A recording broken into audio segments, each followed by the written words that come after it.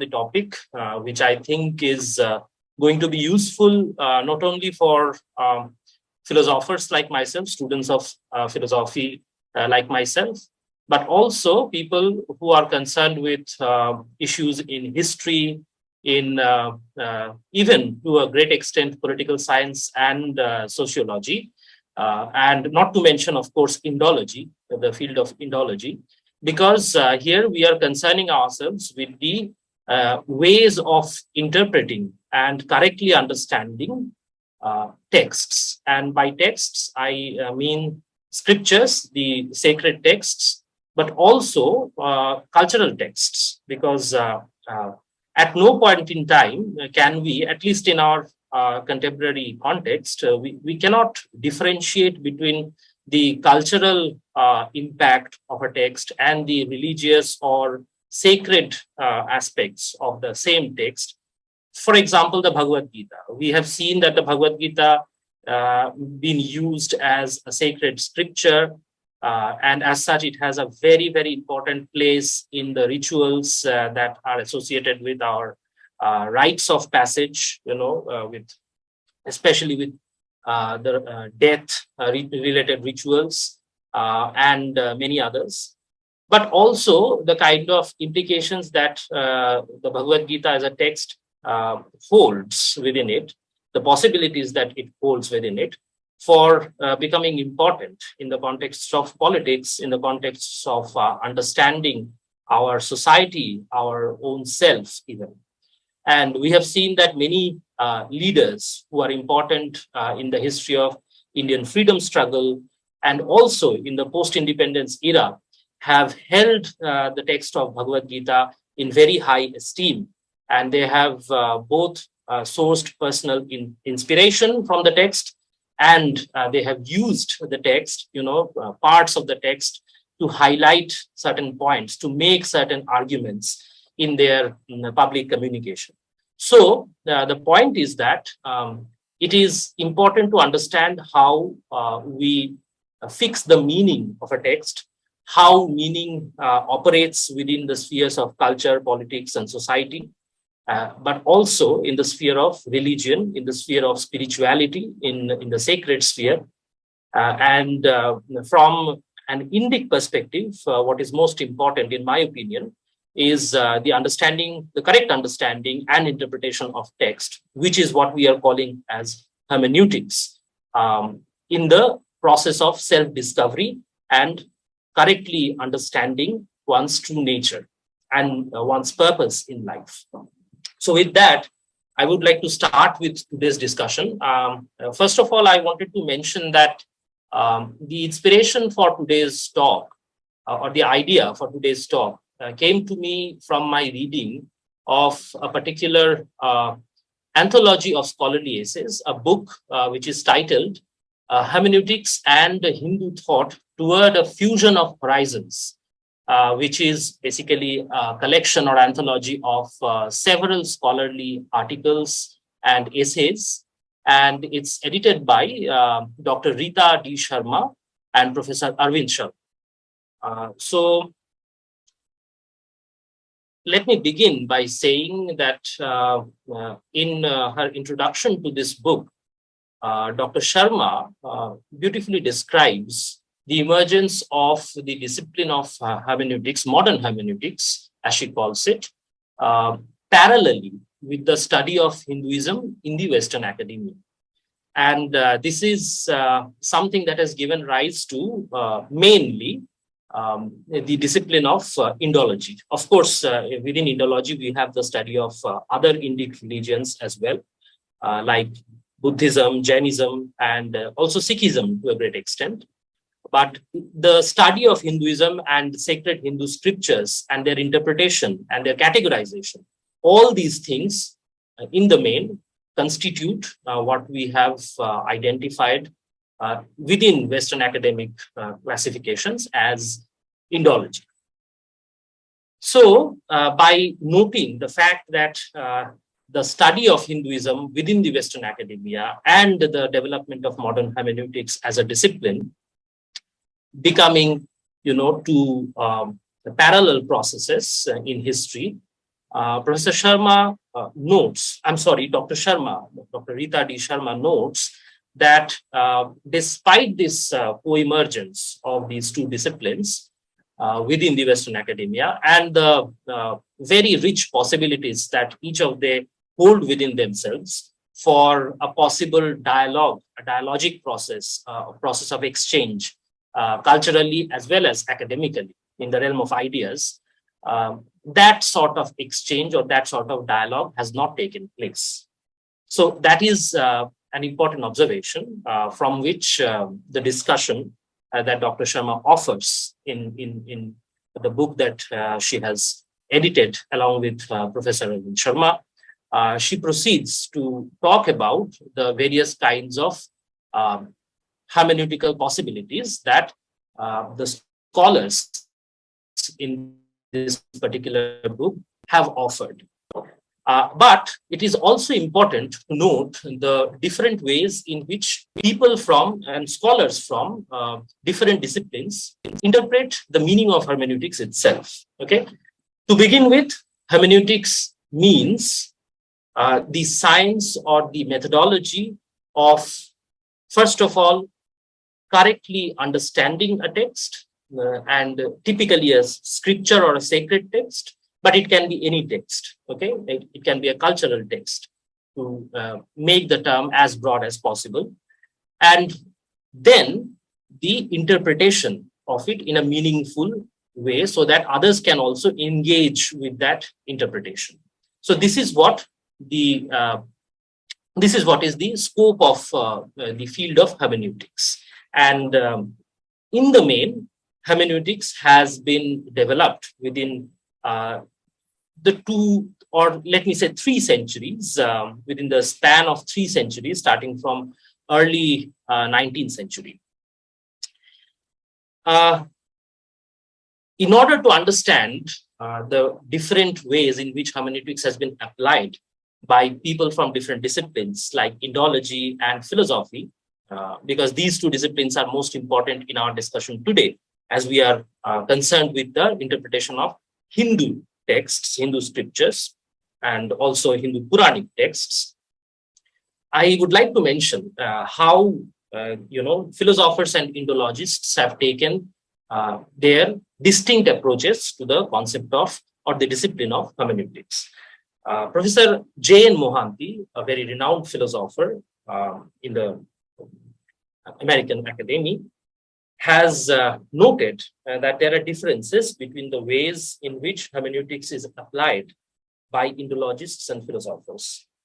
To talk about the Indologists first, Indologists, Professor Mohanty says, interpret a text to understand the text without any interest in the question of truth or falsehood of the thesis that is being asserted in that particular text. So the Indologists are mainly concerned with determining the socio-historical positioning or embeddedness or situatedness of a particular text, typically a scripture or ancient text, and they are not so much concerned with the truth or falsehood or falsity of the thesis that is being propounded through that text. Okay, this is how hermeneutics is understood by Indologists. Now, to come to the use of or deployment of hermeneutics by philosophers, Professor Mohanty observes that the philosopher's principal interest, in contrast with the Indologist's interest, lies with the truth or falsity of the thesis asserted. Okay, so first of all, a philosopher will typically try to interpret the text in order to understand what thesis is being asserted through it.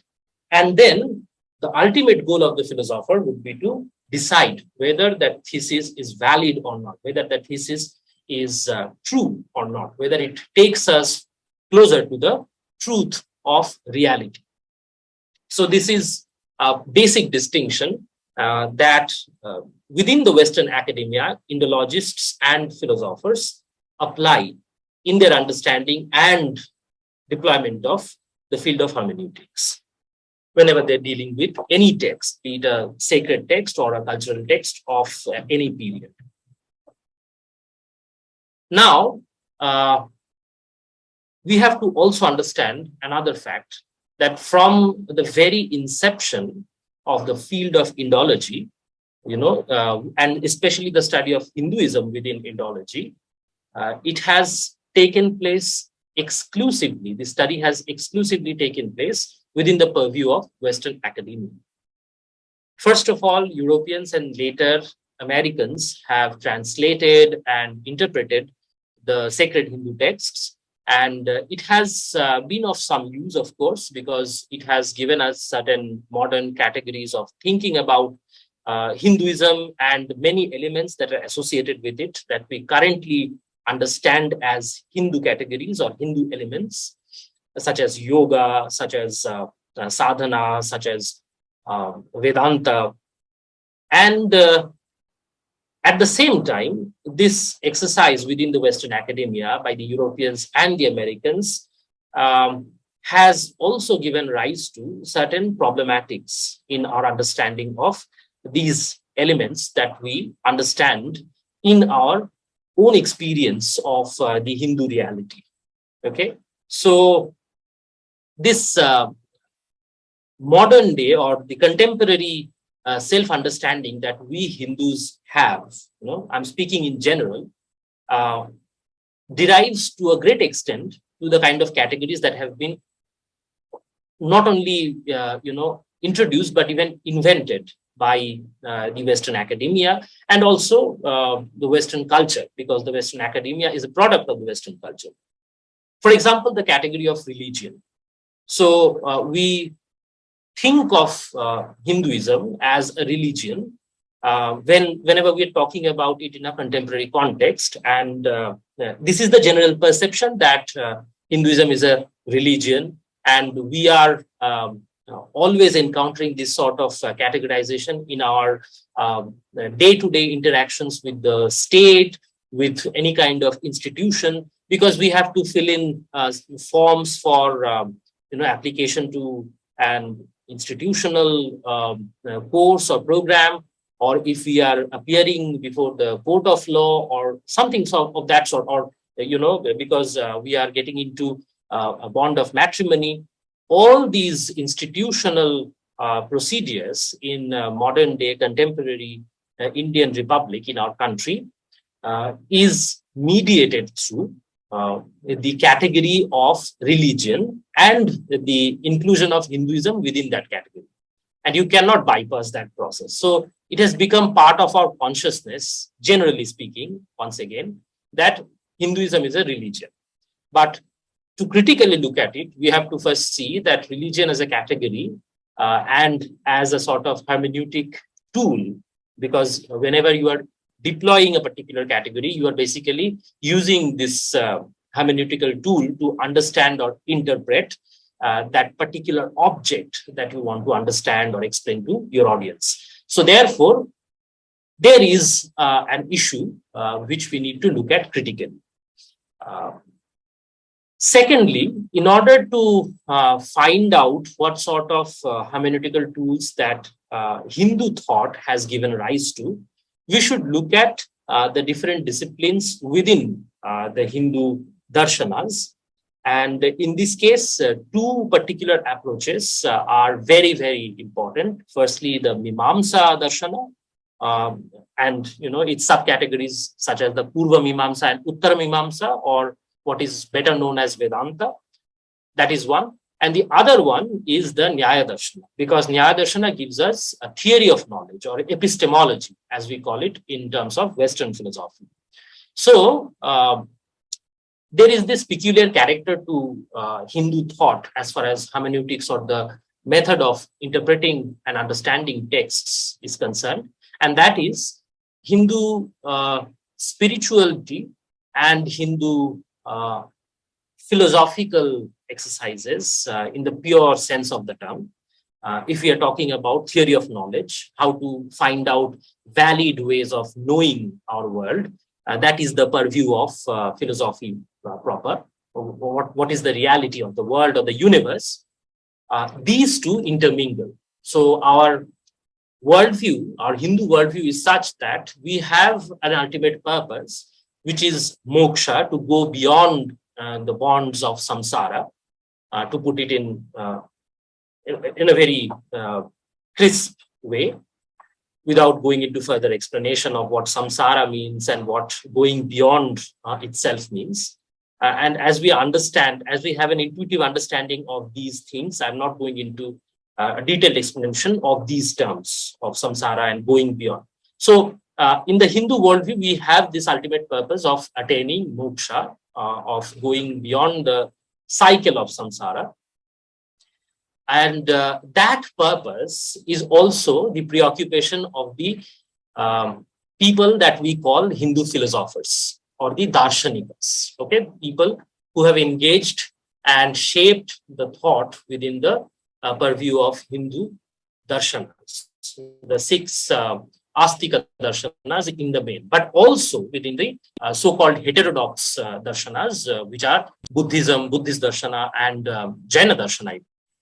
So there is a sort of challenge in dealing with Hindu thought if we are trying to understand it from a purely Western hermeneutical point of view, because here the purpose of attaining moksha is paramount, and that is a common purpose shared across the different Indic religions, namely Hinduism, Buddhism, and Jainism, the principal ones.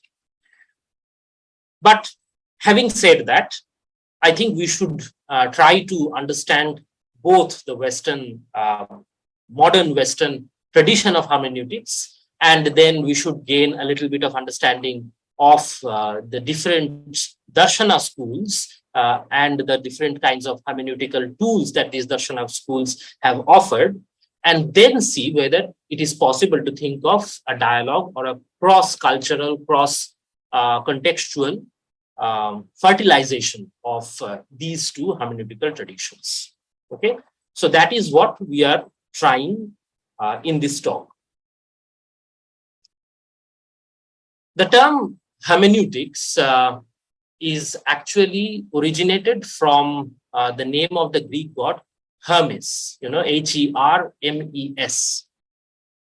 This particular god from the Greek pantheon of gods was the inventor of speech, okay? And his assigned work was to deliver messages from the realm of the gods to the realm of the mortals or the human world. So you can see that not just the god of speech, but also as a messenger or an interpreter, or even you can say a translator of the celestial realms language or the celestial realm speech to the mortal realm speech, is the function of this Greek god called Hermes, from whom the name of the discipline of modern hermeneutics derives. Okay, and therefore hermeneutics has within its purview all these concerns of signification, of speech, of meaning, deriving meaning, understanding meaning, and finally also of translation. Because when you are trying to translate something which is a concept into something that is signified speech, there is an element of transferring, an idea at a pure level to something that will be broken down into easily approachable terms. So therein lies the origination of and also the scope of the field of modern hermeneutics as understood within the Western philosophical tradition. Now, the term hermeneutics was properly used for the first time by somebody called Friedrich Schleiermacher, who was a German romantic philosopher, and he worked mainly in the early decades of the 19th century. Okay, and he was, a Protestant theologian as well as a philosopher. So he encountered from the Christian scholastic tradition a whole world of interpreting sacred texts and the kind of hermeneutic or interpretational strategies that were employed by these scholasts or the medieval Christian theologians. We have some prominent Christian theologians from the medieval era, such as St. Thomas Aquinas or St. Augustine, and all these people and their associates, their contemporaries, people who have lived in the seminaries and the great institutions of Christian learning in the medieval world. They have given rise to a very rich literature of interpreting the Christian scriptures, or let us say that in general or broadly speaking, the Abrahamic scriptures, because there is also the scope of the Judaic tradition and the interpretation of the various texts like Talmud and so on and so forth. So Schleiermacher, being a Protestant theologian himself, was introduced to all these rich literatures from the medieval scholasts. But Schleiermacher introduced a new way of understanding texts, and he said that understanding of a particular text does not occur in watertight or boxed compartments or categories. You cannot understand text simply by employing categories of understanding, of using some classifications, tools like what sort of category particular idea belongs to, or what sort of category a particular text belongs to, whether it is sacred or profane, or whether it is belonging to the field of the field of interpretation of scripture, or whether it is belonging to a particular concern with death or life or purpose of life, and so on and so forth. Schleiermacher went ahead of that medieval spirit of interpreting texts, and he said that all forms of understanding arise from the shared human ability to understand things, to elicit signification or meaning. And what is fundamental to this shared human capability of understanding text, understanding speech, the meaning of speech, is the mastery of language, a comprehensive knowledge of grammar and different tools of language, familiarity with all the varied ways of deploying language as a way of making sense of ideas. Okay. Schleiermacher's work was important in the sense that it developed the basis of modern hermeneutics as it is understood within the Western philosophical tradition. And he, in a way, laid the path for future scholars to talk about hermeneutics in more broader terms and come to a very good understanding of things like being as central to understanding that we see in the works of the German philosopher Heidegger. Okay, from Schleiermacher, we come to another German scholar called Wilhelm Dilthey, whose contribution to the tradition of hermeneutics in modern Western philosophical understanding is the emphasis on historicity. So Dilthey talks about the situation of a text and the reconstruction of that historical era, of that historical period, in order to understand the meaning of a text. Note the difference between what Schleiermacher and Dilthey have talked about. Schleiermacher talks about, understanding language in a more comprehensive manner, and also understanding the intent of the psychology of the author, or what is the true intent of the author. That has been the contribution of Schleiermacher. And Dilthey talks about the historical setting within which a particular text has been created.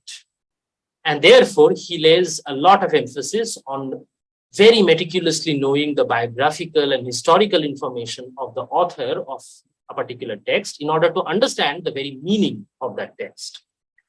From Dilthey onwards, we have, the contribution to the field of hermeneutics by Edmund Husserl, another German scholar. Husserl talks about a very novel idea, and this is also something which I think has inspired the editors of this particular text, hermeneutics and Hindu thought towards a fusion of horizons.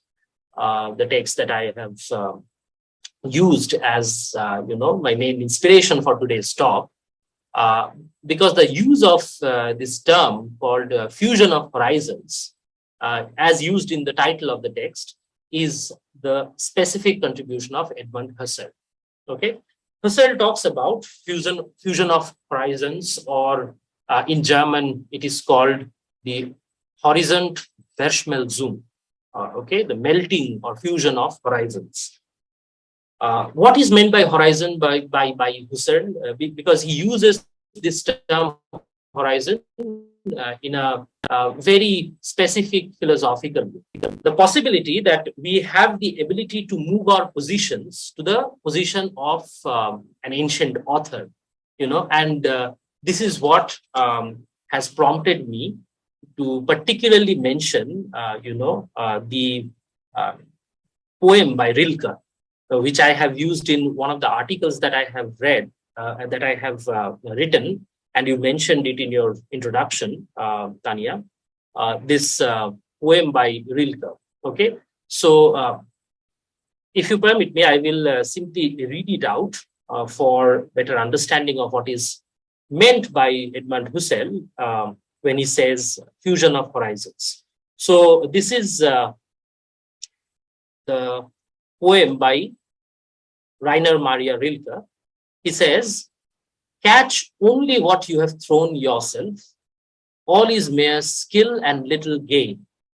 But when you are suddenly the catcher of a ball thrown by an eternal partner with accurate and measured swing towards you, to your center, in an arch from the great bridge building of God, why catching then becomes a power, not yours, the world's." Okay, this is the poem by Rainer Maria Rilke that you have quoted, and which I have also used in my article related to the possibility of creating a Hindu hermeneutic method. So, Edmund Husserl introduced this idea of fusion of horizons. When we read or engage with a particular ancient text, a scripture, then it is not that Husserl says that it is a binary process of somebody understanding something, that the reader who's reading this ancient text or scripture is understanding. No, it is not a binary process like that, but it is something where a new possibility is opened up. The horizon or the context of the reader, maybe from the contemporary period, is brought into the ancient horizon of the text or the scripture that is being studied, that is being read or interpreted. And therefore, what is created is a new horizon or expansion of horizon where new possibilities can emerge. Building on Husserl's idea, we have somebody who's very important, actually two of them who are very important in our understanding of Western hermeneutics in the philosophical tradition of the West. And these two scholars are Martin Heidegger and Hans-Georg Gadamer. Okay, Heidegger was a student of Husserl, by the way, and Heidegger's special contribution to the understanding of hermeneutics lies in the fact that he introduced a very radical idea of being and understanding. Okay, in his magnum opus, Being and Time, he talks about understanding as being central to our being. So he says that self-understanding itself becomes richer when we try and understand some phenomena, some text, or some event. Okay, so this is a very, very radical understanding of the human being, because in the Western philosophical tradition, we have seen that the Cartesian idea, introduced by René Descartes, the French philosopher from the Renaissance period, has always, till that point in time when Heidegger introduced his radical idea of being, had always dominated. And that was that there is this difference between the subject and object, and the human being is basically the subject, the thinking subject, which is what René Descartes captures in this adage, which is very famous now, cogito ergo sum, I think, therefore I am. And through that, he explains the human being as something that is a subject which is capable of thinking and alienating itself in the process from the object of knowledge. So there is this fundamental dvaita bhava, or duality, as we call it in the Indian parlance, between the subject and object. Whereas the possibility that Martin Heidegger opens us up to is that this line that differentiates between the subject and object gets blurred as soon as we admit that there is a possibility of enriching our own self-understanding by engaging with a text or a phenomena or an event. Okay, as soon as we understand something sincerely, genuinely, as soon as we come to a fuller comprehension of an object, so to speak, then that object or the understanding of that object becomes a part of our self-understanding, and therefore we come to a better understanding of ourselves. Therefore, through this theorization, Martin Heidegger enriched our idea of the being or the self.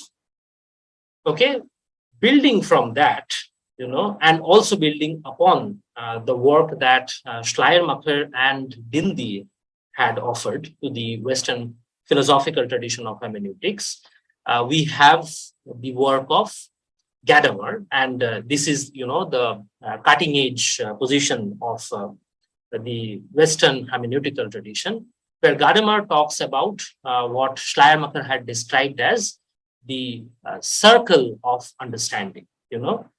Schleiermacher said that in order to understand something, you have to understand its parts. Okay, so in order to come to a clear understanding of a system that is whole and integral, you have to first understand its parts. But at the same time, in order to understand the parts well, you have to situate them within the context of the whole. So you can see that there is a certain kind of circularity in this technique of understanding the part and the whole. So we are in a never-ending circle of trying to understand the part in terms of the whole and the whole in terms of the parts.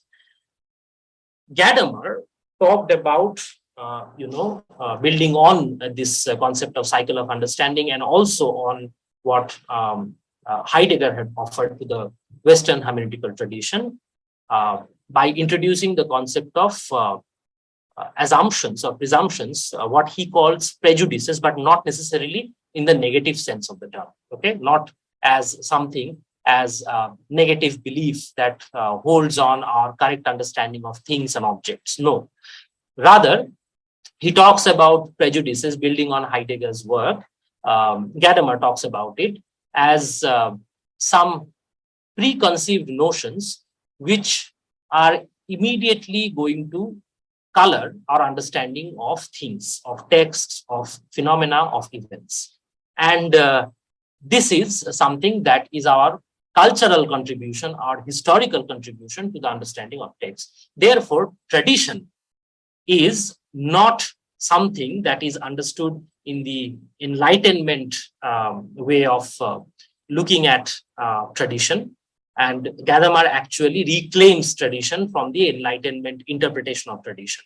Okay, Enlightenment era Europe basically dismissed tradition by saying that it is nothing but a collection of superstitions and untenable claims which are not scientific in their nature, and it has therefore nothing to offer in our determination of reality or truth. But Gadamer reclaims tradition by saying that tradition is a dynamic. it is always in a dialectical process, because whenever we try to understand the text, we are always bringing our quote unquote prejudices, which are not necessarily negative. I repeat this. He uses the term prejudices in a very special manner. And this set of prejudices basically color our understanding of a particular phenomena or text. So this, in a nutshell, is a very brief description of the Western discipline of hermeneutics.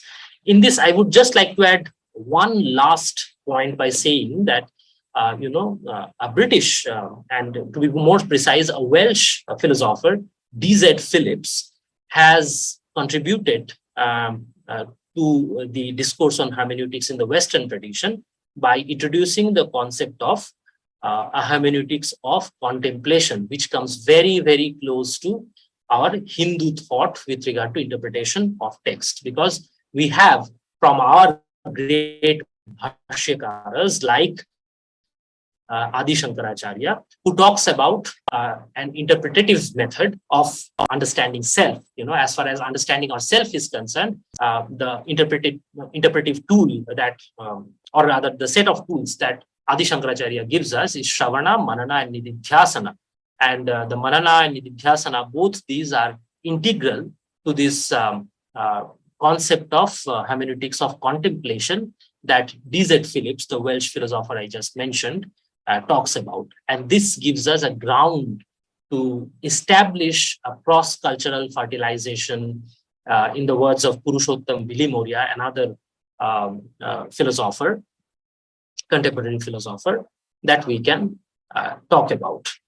And in fact, D.Z. Phillips talks about this specific way of hermeneutics or hermeneutics of contemplation in opposition to the hermeneutics of suspicion, which is what is a specific contribution of modernist or postmodernist French philosophers like Paul Ricoeur, who talks about several kinds of hermeneutic paradigms, and one of these is hermeneutics of suspicion. And this is what in the modern day colors the views of most social scientists, typically the political scientists and sociologists, and also to a great extent such historians or historiographers who derive most of their material from political scientists and political scientists' works and sociologists' works. So the hermeneutics of suspicion is something which obstructs or precludes tradition as an integral part of our understanding, something that Gadamer has reclaimed through his interpretation of tradition, through his work, especially in his magnum opus, Truth and Method, which is one of the most important philosophical texts of the 20th century, and also by philosophers like D.Z. Phillips, to talk about a hermeneutics of contemplation in opposition to a hermeneutics of suspicion. So here I would like to stop my description of, or a very brief synopsis of the Western hermeneutical tradition and go on to the Hindu hermeneutical tradition and methods and talk about them. So we first identify that within the Hindu hermeneutical tradition, there are these two schools of thought, if I can use the term very loosely, which can be described by the terms Astika and the Nastika schools of thought. The Astika, as we know, tradition or school of thought claimed the Vedic corpus as their authoritative source, the subtext of all their philosophical, hermeneutical, interpretative methods.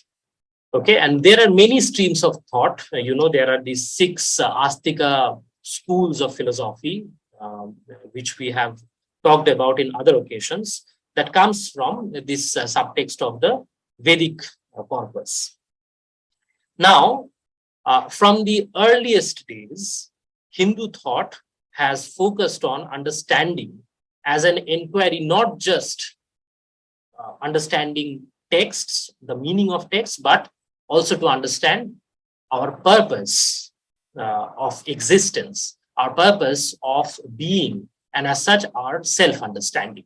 So therefore, in the Hindu hermeneutic tradition, you must understand, and this is a major difference from the Western philosophical hermeneutic tradition, modern philosophical hermeneutic tradition, and it is that the Hindu hermeneutic thought gives equal importance and maybe more importance to the understanding of the self and purpose of our being in this planet, in this samsara, apart from the proper understanding and interpretation of texts. So therefore, whenever we are engaging with a Hindu hermeneutic, you have to first of all understand that we are talking not just about interpreting texts, but also interpreting our own self and our purpose of being here in this realm.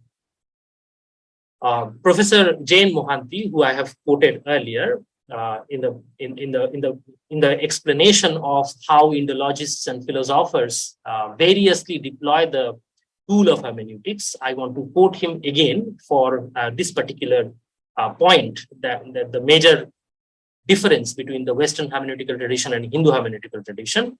And I quote here, the Vedas had already decided, famously in the Nasadiya Sutta, that at the beginning of things, there must have been being and not non-being, okay, and not asat. Okay, there was sat and not asat. For something cannot come out of nothing. Okay, there has to be something from which something can come out. Now, with the arrival of the Upanishads, this primeval being, that is existent at the beginning of things, was said to be the same as the spirit within all beings. Okay, so from the Vedic corpus, the earliest Rig Vedic corpus, when we come to the Upanishadic texts, we see that this primeval being from which something can come out, from which creation can come out, is also ubiquitously present across all beings. And therefore, the highest understanding, I again go back to the quotation by Professor Mohanty, he says, the highest understanding for human beings was intuitively realizing this identity of subject and object. How to know this identity between subject and object is the central issue of Hindu hermeneutical tradition. So you see that the purpose of Hindu hermeneutics is set at the very beginning of Hindu thought. If we take the Upanishadic traditions, when the Upanishadic tradition came to the fore within the Hindu tradition of thinkers, we have our purpose cut out, and that is not just to understand the meaning of text, but to understand this primeval being, this Sat, from which not just the creation has unfolded, but the beings, the human beings, the animals, trees, all animate and inanimate beings, all beings in the samsara are informed. They are brought into consciousness or made less conscious or unconscious. All these phenomena are informed by the same being. This is the point of departure or the starting point of Hindu hermeneutic thought. Now, if we come to the Puranic and the Dharma Shastra literature's age, which comes typically, if we look at it from an academic point of view, after the Upanishadic period, so to speak, we see that several philosophical positions have emerged, which are trying to refute the skepticist position that comes out of the different schools of Ajnanikas or agnostics, the Ajivikas or the determinists, and also, of course, the Lokayatas, who are the materialists. You must understand, and this is very interesting, and it has been captured very well in one of the essays, I think, by Purushottam Gilimoria, in this book edited by Professor Sharma and Dr. Sharma, that the Buddhist and Jain traditions are only opposed as far as the normative laws of dharma are concerned with the Hindu thought, with the Sanatana or the Vedic thought, which is something we, of course, call Hindu thought in the present scenario. But as far as the final or ultimate purpose of going beyond the samsara or moksha is concerned, there is no opposition between these principal Indic religions, namely the Sanatana Vedic or Hindu tradition, the Buddhist tradition or the Bodha Dharma, and the Jaina Dharma. Okay, the Hindu Dharma, Bodha Dharma, and the Jaina Dharma, all three of them are in agreement as far as the purpose of transmigrating from the samsara is concerned, and they all agree that the ultimate purpose of our existence is to attain moksha, and they call it by different names. You know, the Buddhist tradition calls it by nirvana, calls it as nirvana. Jainas call it by some other names. Hindus themselves call it by different names, moksha, mukti. Nirvana is also used. You know, you will see Brahma Nirvanam as one of the terms that has been used in such an important text as the Bhagavad Gita itself. Okay, so there may be a difference in the name of the particular terminology that is used, but the hermeneutical emphasis as far as going beyond the samsara is concerned is the same across all three major Indic religions. Okay, so trying to understand where we differ mainly from the Western hermeneutical tradition, and at the same time coming to a correct understanding of where are the grounds of meeting, where we can meet, you know, using the German word Mitte or middle ground, that very interestingly, Hans-Georg Gadamer, the most important and most latest contributor of the Western hermeneutical tradition, also uses in his book Truth and Method, you know, the magnum opus I mentioned, that Mitte or middle ground is very, very important for us to find out. And I think, you know, this is my opinion, this is my contention, that this emphasis of understanding not just the meaning of the scripture or the sacred text, but also the understanding, fuller understanding, comprehensive and intuitive understanding, experiential understanding of ourself, as emphasized within the Indic traditions, both Hindu as well as non-Hindu, that is both Bodha and Jaina traditions, is a common ground with the latest contributions in the field of Western philosophical hermeneutic tradition. Because from Heidegger onwards, we see that there is the possibility, they are talking about the enriching of self-understanding by our understanding of texts or phenomena or event. And therefore, through a very rigorous engagement and immersive engagement with the Western hermeneutical tradition, as well as the Indic hermeneutical traditions across the Hindu, Buddhist, and Jain traditions, we can discover, we can come to this mitte or middle ground where a fuller and cross-cultural understanding of hermeneutics, of Hindu texts, of any kind of texts, and most importantly, ourself can occur. Thank you so much for patiently listening to this talk. Sir, my view is that a lot of times, actually more than 50% of the times in the current times, when texts are being reinterpreted, they are being done with a certain motive or an agenda to follow this side or that side. So how do you expect a fairness or an objectivity to come into that? Thank you for this very important question, Aparna ji. I think it's an issue that concerns all of us because you know, the concern of interpreting texts and understanding them correctly is not only confined within the four walls of the academia, because we are constantly interpreting texts for various purposes, including legal and historical purposes.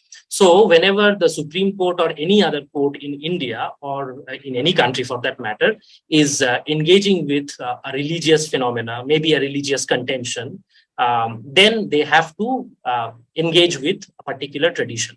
And that tradition will inevitably involve the mention of texts, which are sacred texts, which are ancient texts.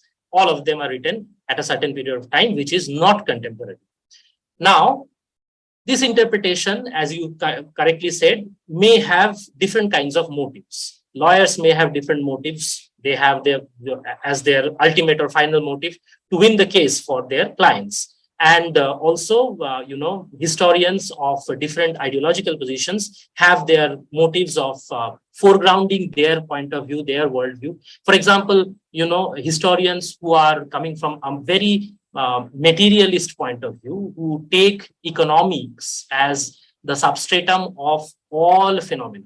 Okay, I'm speaking mainly about the Marxist brand of historians, according to whom all cultural phenomena, including religion, spirituality, is actually an outcome of, or as they call it, superstructure of the economic base. Okay, so they can reduce all cultural phenomena, including religion and spiritual experiences, down to the economic material basis, and as such dismiss all spiritual experiences or utterances.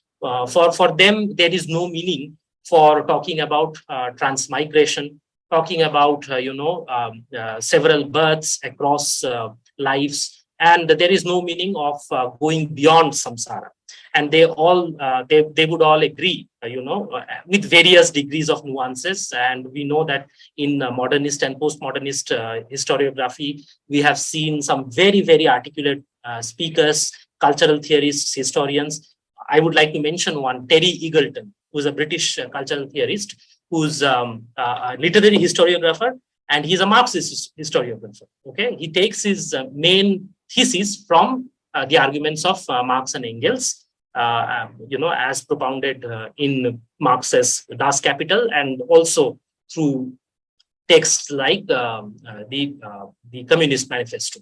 Okay, but Terry Eagleton brings the nuance of talking about culture, taking some cues from his predecessor, Raymond Williams, by saying that culture is paramount and it has a life of its own, even though it cannot at any point be discussed independently from economics. Okay, so there are various kinds of nuances in the way the contemporary modern and postmodern historians, literary theorists, and cultural theorists talk about the phenomenon of culture, religion, spirituality.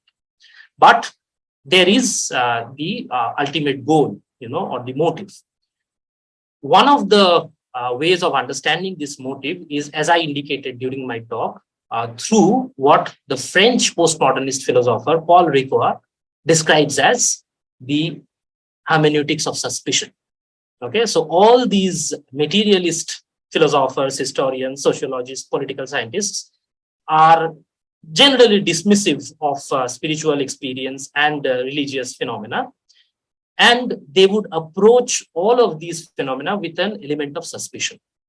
Their ultimate thesis would be that all these are unscientific, they have no scientific basis, all these experiences and utterances of religious and spiritual kind, and therefore they can be dismissed in our main goal of understanding society, which will be based singularly on economics. Okay, to this, a very good contribution from the Western academia itself has come from, I mentioned the work of D.Z. Phillips, the Welsh philosopher, British philosopher, who talks about a hermeneutics of contemplation as opposed to a hermeneutics of suspicion of Paul Ricoeur.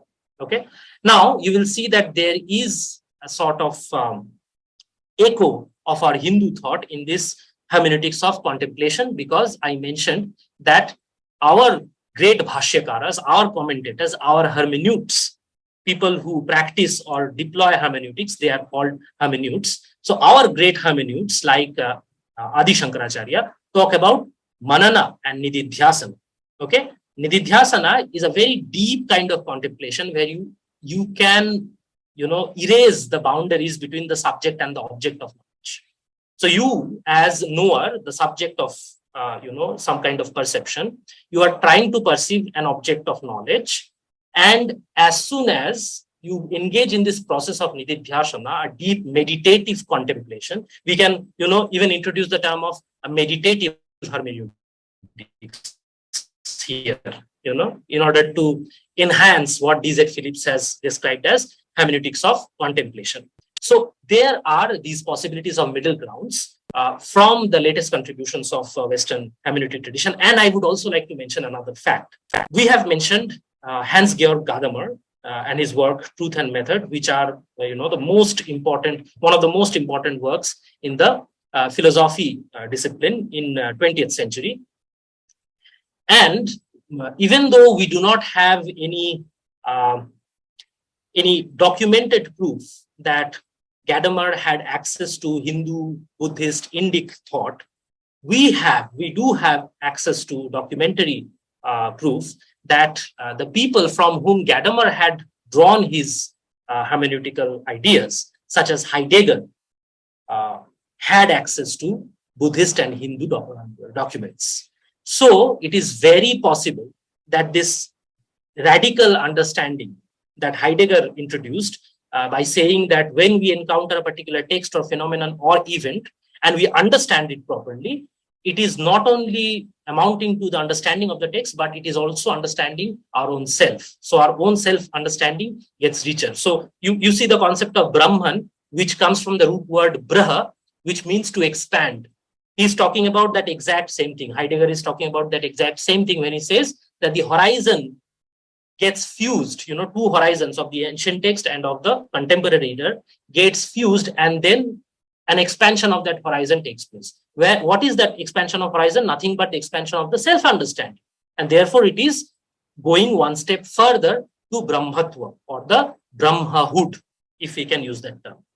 I hope that answers some of your concerns. A follow-up question. Yes. This you're talking about a fair and objective interpretation and how we can do it. I'm talking about when it is done with a motive, especially a political motive or agenda, when we have to give Ram Mandir case, not just scriptures, but even actual objects were given wrong interpretation deliberately for political motives. So can't we have some kind of rules or something in hermeneutics or interpretation? Because interpretation is subjective. Definitely. But you have to also see that all these motivated understanding or interpretation of texts, objects, temples, scriptures, all these things originate from the Indologist approach to the study of Hinduism. Okay, this is something which is a problem, and I have mentioned it at the beginning of my talk, that the entire endeavor of studying Hinduism in an academic manner within the four walls of academia exclusively took place within the Western academia. And there the approach was Indologist, where the concern was not even the philosophical concern of understanding whether the thesis which is being asserted through a text is true or false, but just to understand the text in its socio-historical context. That's it. You don't have to bother yourself with the truth or falsity that is contained in the text, okay, from a philosophical point of view. No, you just have to understand in what historical background this text took birth, took shape, and how its reception has taken place. And we have seen that that same Indological approach has been deployed through our institutions, legal institutions, political institutions, and even all the higher institutions of learning in our country are perpetuating that same approach. But there is this possibility of building tools. You're talking about building or offering hermeneutic tools. There is this possibility, I admit, and that is what I was trying to show through my talk, of coming to an understanding of the Hindu experience from an emic perspective, which is an Indic perspective, an insider's perspective. Because we understand Hinduism from our daily experiences of the puja, of the festivities, of our daily rites of passage, for the want of a better term, our shraddhas, tarpanas, the Mahalaya Tarpana is coming up in a few days from now on. So we will be engaging in those rites. So our day-to-day engagement as Hindus, as practitioners of this tradition, gives us our understanding, our comprehensive, intuitive understanding of what Hinduism means. But this is absent from the Indologist approach, and may I add, also in the philosophical approach that is external to Indian experience. Okay, I'm not talking about darshan. I'm talking about philosophy as a Western tradition. Okay, academic tradition within the West. So the possibility that people like Heidegger, Gadamer, and D.Z. Phillips, who have admitted the possibility of coming to an understanding of the self, and also doing that through a method of contemplation. But they are incapable of going further by saying what that contemplation would be like.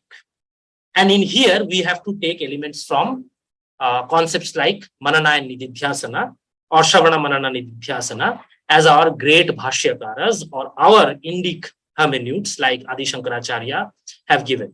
In fact, even before Adi Shankaracharya, let me dare say it, Sri Krishna, who is divinity himself, in our Hindu understanding of our experience, in the Bhagavad Gita, he talks about the problem of Pravritti Marga and Nivritti Marga. What are the Pravritti and Nivritti Marga? Pravritti Marga is to engage with day-to-day ritual performative actions. And there are certain results if you engage in such actions. Okay.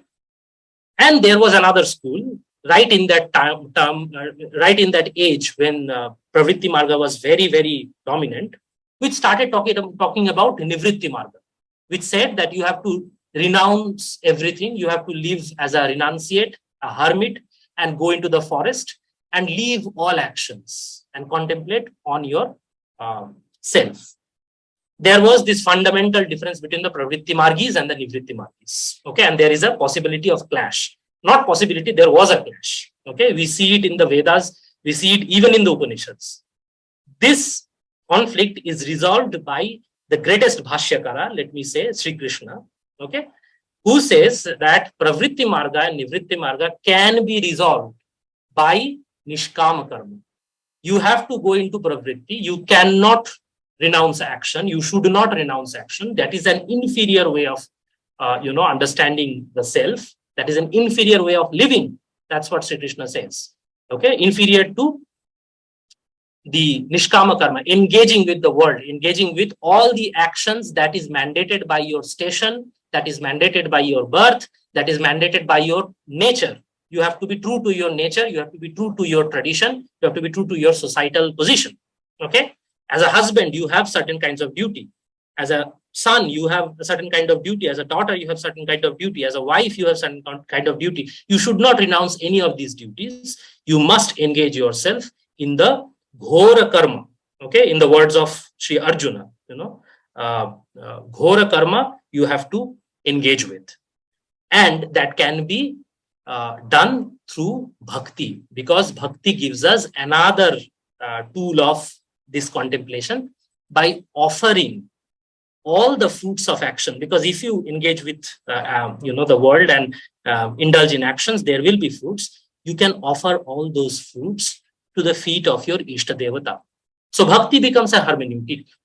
Okay, bhakti becomes a way of interpreting how to be in the world, how to engage with actions, how to engage with your responsibilities, not shirk your responsibilities, but take them head on and resolve this conflict between pravritti and nivritti. So the possibilities that are opened up, that is my contention, the possibilities that are opened up by the latest, let me say, wave of philosophers, the latest wave of philosophers within the Western hermeneutical traditions, like that of Heidegger, Gadamer, and D.Z. Phillips, is that there is this contemplative hermeneutics that needs to be developed. This is the answer for your tool. Now, what will be the shape, actual shape and nitty-gritty of those tools? That is given by our Hindu thought. That is given by what Sri Krishna talks about, Nishkama Karma, about Bhakti, and what Adi Shankaracharya and Bhashyakars of his subsequent eras give us through their interpretation of Hindu texts and tradition.